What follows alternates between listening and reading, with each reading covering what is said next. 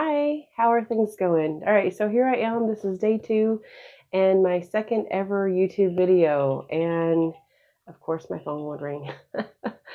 So today I want to talk about different skills that are within the DBT modality or the DBT therapy approach. And those 4 sets of skills are mindfulness, interpersonal effectiveness, emotional regulation, and distress tolerance. So we're going to talk a little bit about what each one of these are. Mindfulness is very much like it sounds. It's being mindful, being aware of how I'm thinking in my head and also how I'm feeling, and being able to merge those two in that I'm not just all in my head and I'm also not all in my heart, but I'm able to recognize the information I receive from both parts of me and to pull those together, as well as what's going on in my body, as well as what's going on outside of me. What am I observing and how am I reacting to it? Being mindful of both your reaction and my reaction simultaneously. Being mindful of short-term and long-term consequences. Just being aware and able to pay attention to and notice the various things that go on within myself as well as outside of myself in a given situation. Now, the second one, interpersonal effectiveness, is really that's just a big fancy schmancy way of saying people skills. Like, how do we communicate? Especially, how do we communicate when things are a little bit difficult to talk about, when things are hard, or if I need to confront you on something, a way to confront you in a way that is respectful of you while also being respectful of me. How to set boundaries with people, how to make friends and develop those kinds of relationships, how to also to disconnect from people that maybe aren't so friendly, maybe someone that I thought was a friend, but turns out they might be a little toxic to me, and I now want to end that relationship, but I want to end it on as positive a note as possible. Emotional regulation is a fancy schmancy way of saying, how do I keep my emotions sort of in the middle? You know, we all have our ups and we all have our downs, but instead of being someone who's going, up and down, up and down, up and down, how can I be someone who kind of stays fairly even tempered and having my ups and downs be much more mellow rather than all over the place like a constant roller coaster? And then distress tolerance are the sets of skills that how do we deal with life when life is really throwing hardballs at us?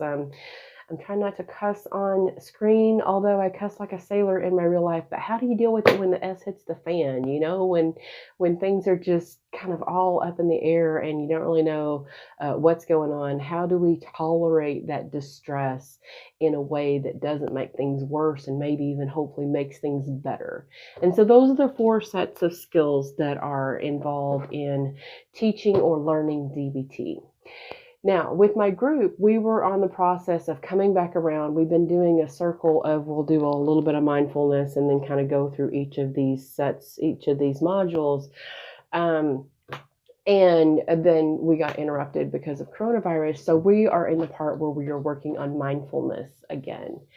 And so what I'd like to do is I'd like to just pause for a moment and ask you to notice within yourself. Notice inside yourself, how tense are you right now? Is there any particular place in your body in which that tension is held? Sometimes we might feel some tension in our jaw. Some people carry tension in their shoulders. Some people carry it in their neck.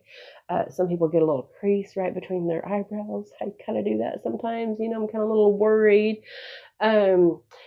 Maybe in the gut area, maybe we feel it, you know, in like our hands feel a little trembly or a little tight or a little sweaty or something like that.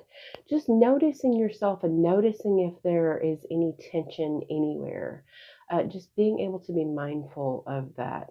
And actually, that's going to be your homework, because I'm going to have you several times throughout the day and throughout the week. I want you to just really take a moment of noticing, like, okay, what's going on inside me as far as my emotionality or my physicality? How am I feeling physically? How am I feeling emotionally?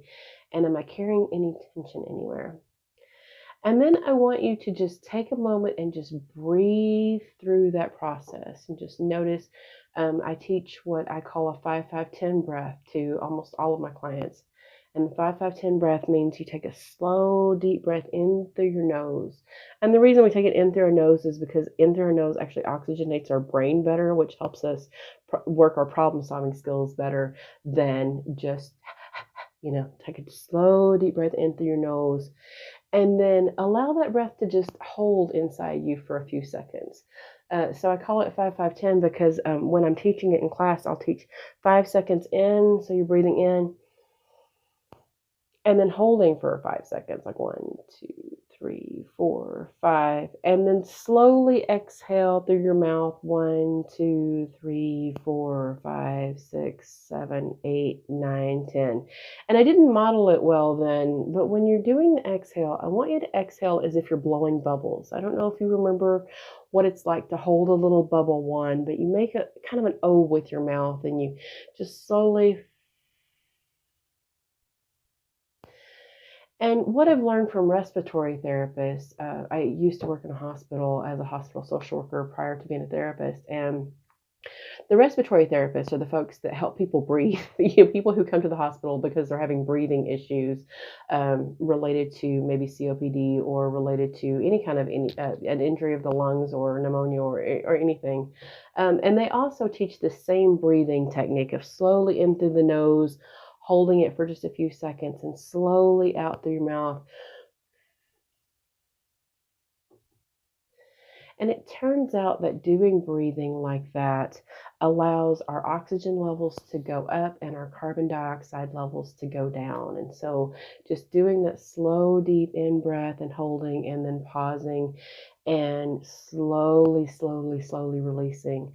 And when I'm teaching and I'm trying for a 5-second in breath, a 5-second hold, and a 10-second or more out breath. And the reason we do that 10-second out breath is because the 10-second out breath allows our body to really release the carbon dioxide, and because it teaches our body to relax a little bit. And so what I've seen from working in the hospital is that when people are hooked up to, for example, blood pressure monitors or oximetry meters that go on your finger, or we're watching their heart rate, I find that very often just doing that slow breath can help a heart rate get more rhythmic and get more comfortable and in a nice even they call it sinus rhythm in the hospital. It helps oxygen levels go up, it helps carbon dioxide levels go down, and so all around well-being is better, and people report that they feel a bit more relaxed. So as your mindfulness lesson for this week, I want you to notice your tension, notice your body, and notice where your tension is and how tense or uncomfortable it might feel. And then give yourself a few of those 5-5-10 breaths, a few of those slow, deep breaths in, holding and slowly releasing. And through that process, I would predict that your tension level might come down a notch. Now, I do want to clarify, it might not come down from to like completely calm and peaceful and zen and all of that. But if it comes down from on a 0 to 10 scale, if it comes down from a 10 to a 9.5, that's still progress. If it comes down from a 9 to an 8, that's still progress. So if it comes down even just a notch, that's still progress and that counts. And so being able to just notice that I'm having some tension and I'm able to bring it down by just a notch, allow yourself to do that. Allow yourself to notice and then help yourself just get a little calmer and a little more peaceful. So that's our mindfulness lesson for today. And I want to give you, because there is this huge coronavirus thing going on in the world today, I want to also give you a second mindfulness task, and to start noticing how often you touch your face. I read a research article recently that people touch their face an average of 20 times a day. And I believe that that's true. As I've started noticing it, I realize I touch my face, not 20 times a day, 20 times an hour. And I believe that that's still true, because I find that since I've started noticing it, I'm touching my face all the time. And I wasn't ever really aware of that. And so I want you to start noticing how often you touch your face. The research that I've seen so far looks like that coronavirus on our fingers doesn't actually hurt us if it's on our hands.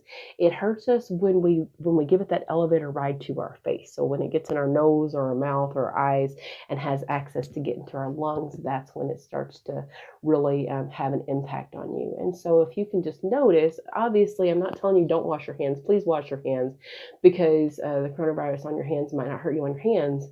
Since we do touch our face so often, the more frequently we get all the germs and viruses off of our fingers and off of our hands, the better off we are overall. But also to just start noticing how often you touch your face and see if you can reduce the amount of times that you touch your face, maybe by touching them with a tissue, or touching your face not with your fingers. Or if you do need to touch your face with your hands for whatever reason, it's another reminder to wash your hands or sanitize your hands yet again, so that you can keep yourself and your family and those you love a little bit safer than otherwise. Okay, so that's your mindfulness lesson for today, and that's your DBT, what are the skills of DBT lesson for today. And I will be back next week with another lesson, and thanks so much for watching. Have a great rest of your day. Bye-bye.